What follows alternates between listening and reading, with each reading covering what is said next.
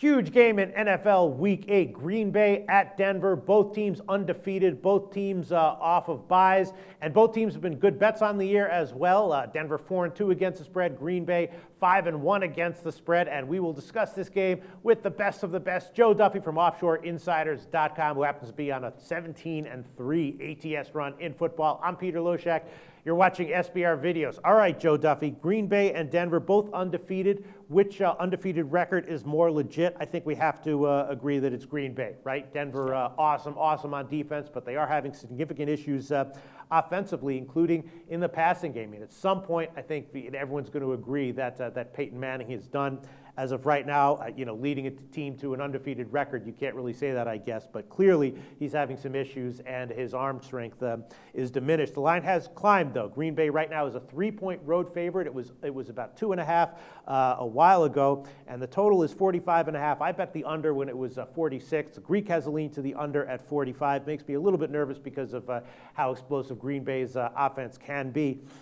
My leans here are Green Bay and the under, and I think I like the under significantly more. What do you think, Joe? What's your take on this game? I would agree with you that Green Bay's record is certainly more legitimate, but it's not as clear-cut as some people might think. And, look, as sharps will tell you that points per game margin is much more important than straight-up record, which is far and away the most deceptive statistic when it comes to sports handicapping. But then, conversely, you have to look at it that Green Bay, only 2 of their 6 games have been on the road so far, while Denver, only 2 of their 6 games have been at home so far. So, Green Bay has certainly had a pretty home-heavy schedule, while Denver's had a road-heavy schedule. And now, of course, that's reversed here. But all in all, I do think that the best play is probably going to be on the over. Now, you're right that, yes, okay. You're right. Obviously, Peyton Manning, he's clearly in the twilight of his career, but he's not actually been as atrocious as everyone's saying. People are just looking for these, stratospheric numbers. And keep in mind that, that older arm, both of these guys are veterans, but certainly in the case of Manning, they're both coming off of a rest.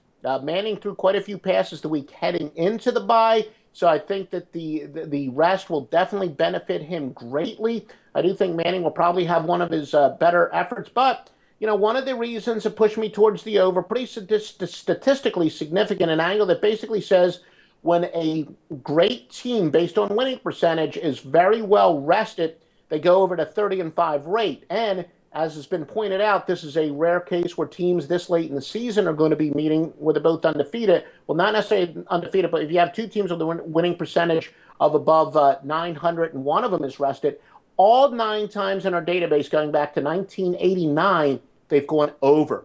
Wow. That's a hell of an analysis right there, Joe Duffy. Joe Duffy's lean is going against the early line movement and against the lean that the Greek has right now. Does that concern you, Joe Duffy? I mean, I guess it makes sense that, both teams have been under trenders on the year, 2-4 over/under, and I guess I'm just assuming that Denver's going to, try to employ some sort of game-shortening game plan to keep the ball out of Aaron Rodgers' hands, right? That's a lot easier said than done. I mean, every team sort of goes in with that game plan. Not necessarily. I do think that Gary Kubiak, he's smart enough to know, and really even the top or John Elway, if the Broncos are going to win the Super Bowl, and that is certainly why they got Peyton Manning's still got to show some signs of being Peyton Manning. So no, I don't think they're going to play. Like I said, Manning isn't as awful as some people say. Still think he's capable of a little bit more. So no, I don't believe the Broncos are necessarily going to try to play keep away. All right, Joel, right now the market-wide number is 45.5. Do you want to go official with that? I will go official with it. Joe Duffy officially on the over, 45.5. And, of course, we trust you implicitly, Joe Duffy, 17-3 against the spread in your last 20 football plays. Is that an accurate number, Joe? That's an accurate number. It's also the accurate number, 17-3 overall, mostly overlapping. Hit all 10 college football plays last week going Tuesday to Saturday, even going back further, not all overlapping, 17-4 with college football plays. It is literally, not figuratively, literally the single greatest football season ever recorded in sports gambling history, and we've only just begun. Visit offshoreinsiders.com because so many of the metrics we've been winning with not only this year but previous years definitely apply this weekend. Visit offshoreinsiders.com for the updated details. Nothing more to say, Joe Duffy, except thanks once again.